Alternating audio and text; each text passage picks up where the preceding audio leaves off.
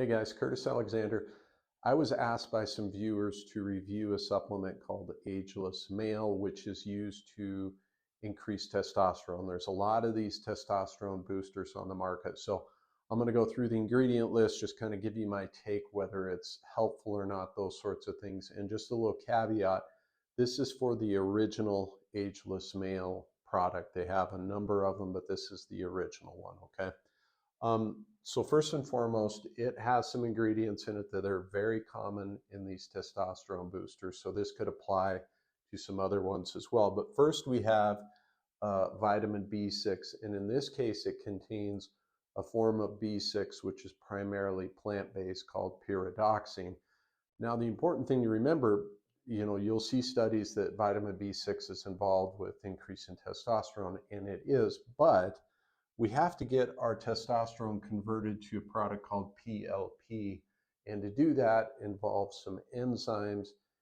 And what we find is that a lot of people can be deficient in this enzyme. So they can be supplementing like crazy with B6, this pyridoxine, but not able to convert it.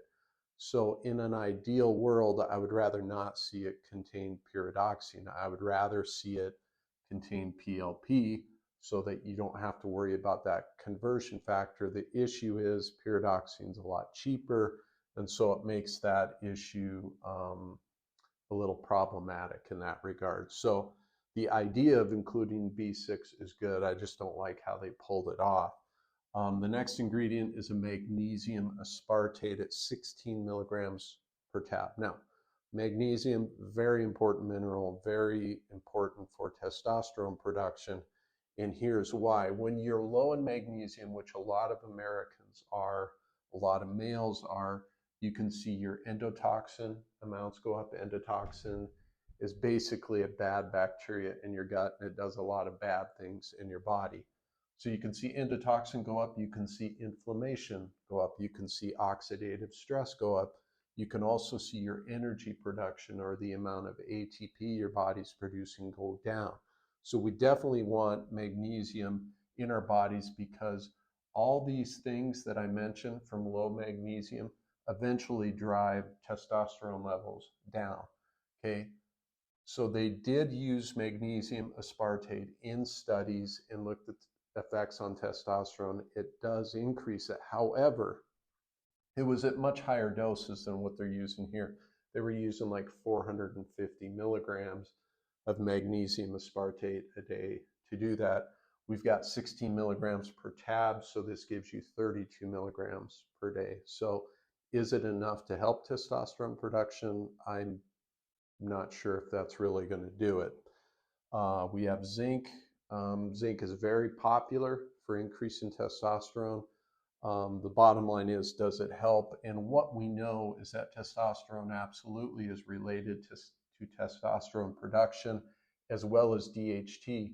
Zinc also helps you make DHEA, which is important, lowers cortisol, lowers prolactin, lowers estrogen. So it does a lot of good things. It isn't insufficient amounts, it's a good amount. One of my knocks against taking zinc, though, I would rather see you get it from foods, because you start taking higher amounts of zinc, which this is not, but it's still 30 milligrams a day, because you're taking 2 of these tabs a day. That starts getting up to a point where you're worried about it lowering copper levels. And copper is very important for a lot of functions as well. So it's not that zinc can't help, it's that you have to ask yourself, should you be getting it from food rather than a supplement? Now, let's get to the important one. This is kind of Ageless Male's claim to fame, is using fenugreek. There's 300 milligrams per tablet, and their patented name for their fenugreek, all these supplement companies come out and say, oh, we have our particular standardized extract, and it's called Testofen. And in the study where they compared Testofen, their fenugreek, versus the sugar tablet, what they found is that Testofen did increase testosterone from 12.3 to 13.8 over a 12-week period. But interestingly enough, I started looking at the study, in the control group, or the people that were taking the sugar tablet, it was set up really weird, because in the Testofen group, their starting testosterone was 12.3, But in the control group, their starting testosterone was 13.2, um, which is pretty high. They should have leveled it out more so both groups had kind of similar starting points. And in the control group, the testosterone went up for the first 6 weeks, then it tanked down to 12.4. So I'm not saying, I just didn't like the study design. I didn't think it was very fair. I think they kind of set it up to make testofen look maybe better than what it is. Now, does that mean fenugreek doesn't help? No, fenugreek has been shown in other studies, not with their particular branded type of fenugreek. It has been shown to help increase testosterone levels. It's not going to skyrocket testosterone levels. That's one thing that was clear in the studies. They were fairly small improvements. Okay, so now that I've gone through the ingredients, I just want to kind of give you my general takeaway of what I saw with this supplement. So first of all, I'm not against using it. I think in some cases it may be helpful. I would use it on a short-term basis. I don't think it's a long-term way to increase your testosterone, but if somebody came to me with low testosterone, would it help in the beginning? Yeah, I do think it would help. I wouldn't be against somebody taking it. I do think it shows some promise. Some of the ingredients I like, most of the ingredients I like. I have an issue with the type of ingredients they used and the amounts they used. For example, I didn't like that they used pyridoxine. I would have used PLP. The magnesium aspartate just seems way too low to me to really do much. And the zinc may, in my opinion, be a bit high if you start getting up to 30 a day on a long-term basis. That's why I would say take it short-term. Um, I always come back to this, you guys.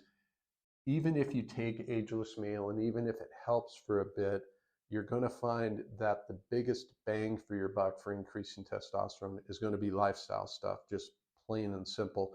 If you don't have these things dialed in, um, this isn't going to do a whole lot for you long term. The best scenario is improve your lifestyle stuff, add this on for the time being, and then once you kind of get your lifestyle stuff a little more dialed in, you can drop the Ageless Male. But I just don't want to give people false hope that this is going to be, they call them testosterone boosters. I think it's a terrible name because it doesn't really boost it. It can help increase it, but just keep things in perspective. Use it short term. I'm not against it. Use it short term. Just don't have overinflated idea of what's really going to happen in your body. So let me know in the comments, have you taken Ageless Male? Did you get good results with it? I really appreciate your feedback on supplements because 99% of these aren't things I will ever take. So I really rely on your guys' thoughts and opinions. So let me know in the comments and I'll see you in the next one. Thanks, guys.